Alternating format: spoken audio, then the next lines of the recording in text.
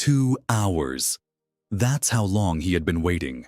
The air inside Crestview Bank was crisp and sterile, carrying the faint scent of freshly brewed coffee and polished mahogany. The gold-accented chandeliers reflected off the sleek marble floors, casting an illusion of grandeur.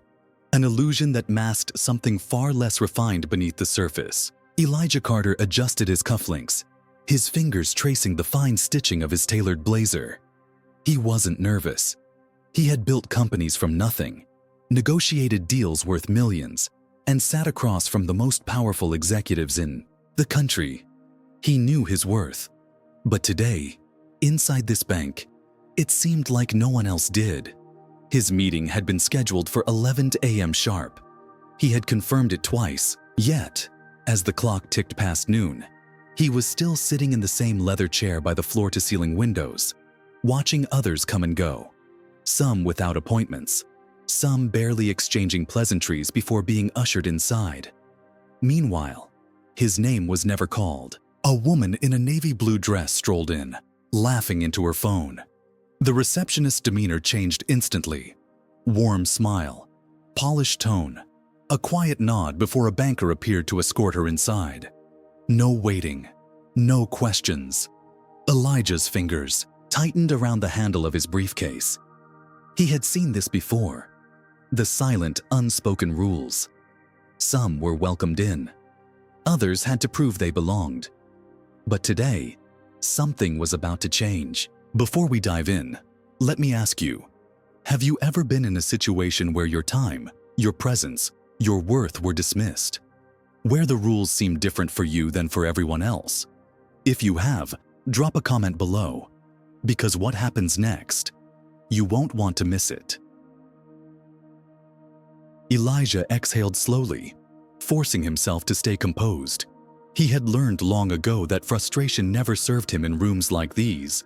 Instead, he observed. Across the lobby, a man in a gray suit strode up to the receptionist's desk. Melissa, her name neatly engraved on the gold-plated name tag, barely glanced at the computer before nodding. Within minutes, a banker appeared, shaking the man's hand and leading him through the frosted glass doors. Elijah checked his watch. 11:15 a.m. His meeting should have started 15 minutes ago. Another woman arrived, her cream-colored blazer perfectly pressed, her designer handbag swinging effortlessly at her side.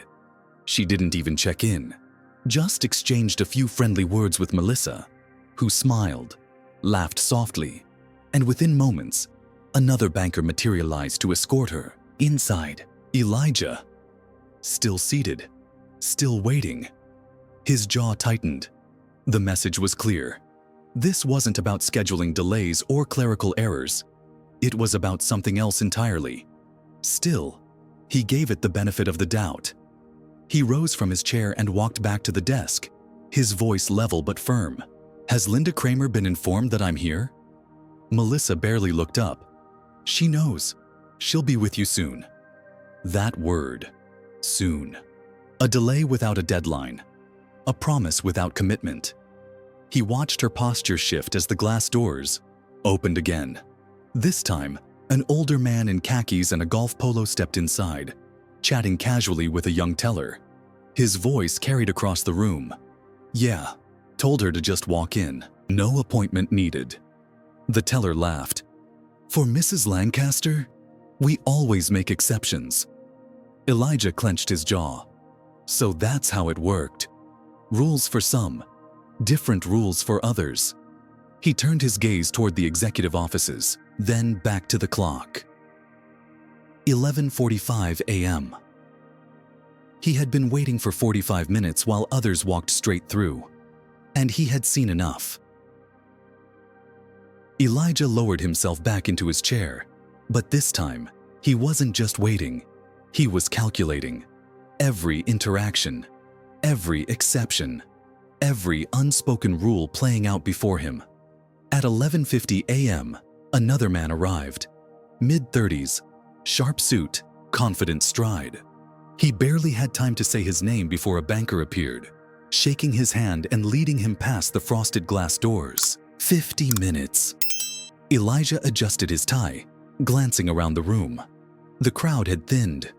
The few who remained had been called in, one by one, until only he was left. He checked his watch again. 12:05 p.m. 1 hour. His patience was gone. Rising, once more, he returned to Melissa's desk. This time, he didn't bother masking his frustration. "It's been an hour." His voice was steady but firm. "Are you sure Linda Kramer is aware I'm waiting?" Melissa exhaled sharply, like he was an inconvenience rather than a scheduled client. She tapped lazily on her keyboard. "She's just finishing up. Shouldn't be much longer." The same line, the same dismissive tone, the same empty reassurance that had meant nothing for the past 60 minutes. And then, the final straw. The glass doors slid open, and a woman in a navy blue dress stepped inside, phone pressed to her ear, barely paying attention to her surroundings. Melissa's entire demeanor changed in an instant. The clipped, indifferent tone was replaced with warmth. "Good morning, Mrs. Lancaster," she said, lips curling into a genuine smile. No checking the schedule. No asking her to wait. No telling her soon. Within seconds, a banker appeared, guiding Mrs. Lancaster straight through the doors Elijah had been staring at for the past hour. His grip tightened around the handle of his briefcase. He had been ignored, dismissed, lied to, and he wasn't going to sit quietly any longer. "Enough!" Elijah didn't hesitate. He stepped past Melissa's desk, ignoring the sharp intake of breath behind him. He wasn't asking for permission anymore. "Sir!" Melissa's voice followed him, edged with alarm, but he didn't stop. His polished shoes echoed against the marble floors as he pushed through the frosted glass doors. Beyond them, a long hallway stretched out, lined with private offices. Some doors were open, revealing suited professionals in quiet meetings. Others were closed, but Elijah didn't need to guess where he was going. At the far end of the corridor, behind an imposing mahogany desk, Linda Kramer sat, alone, not in a meeting, not busy, just typing leisurely on her laptop as if there wasn't a man who had been waiting for her for over an hour. She looked up, startled at first. Then, her expression hardened. "Elijah Carter," she said coolly, shutting her laptop. "You should have waited to be called." He met her gaze, unwavering. "I did wait." The silence that followed was thick. Linda shifted uncomfortably, her fingers twitching as she adjusted the stack of papers in front of her. "I apologize for the delay," she said, her smile tight, forced. "We've been extremely busy today." Elijah let the words hang between them, measuring them, weighing them against what he had witnessed in the last hour. "Busy?" he repeated, tilting his head slightly.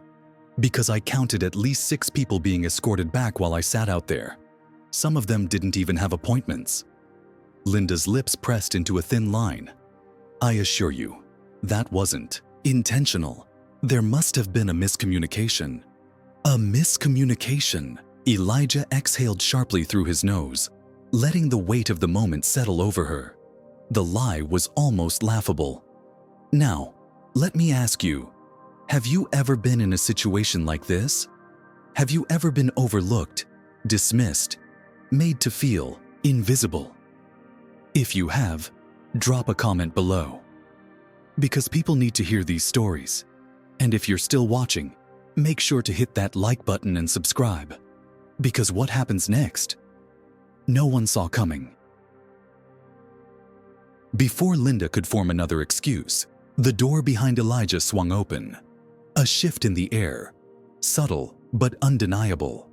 The low hum of conversation in the hallway suddenly quieted, and 3 men in tailored suits stepped inside. Their presence commanded the room without effort, but it was the man in front who mattered most. Richard Langford, CEO of Crestview Bank.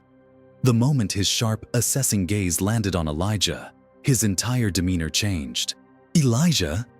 His voice carried a note of surprise, quickly followed by recognition. Then, something deeper. Respect. "What the hell are you doing here?" Elijah turned, clasping Richard's outstretched hand in a firm shake. "Good to see you, Richard." Linda froze. Her entire body went rigid, her carefully crafted authority unraveling in an instant.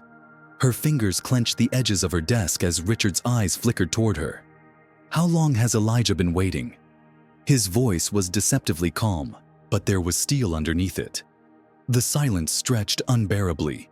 Elijah didn't answer right away. He let it sit. Let the weight of the moment crush the flimsy excuses Linda had been feeding him for the last hour and a half. Finally, he spoke. "Since 11. Richard's jaw ticked slightly. He turned back to Linda, his easy smile now gone. "An hour and a half," he repeated, his voice dangerously measured. "You had Elijah Carter waiting for an hour and a half?" Linda opened her mouth, scrambling for words. "There was a scheduling issue," she finally managed, but it was weak. She knew it. He knew it. Richard didn't even acknowledge her excuse. His focus remained on Elijah. "You should have called me directly," Richard said, shaking his head.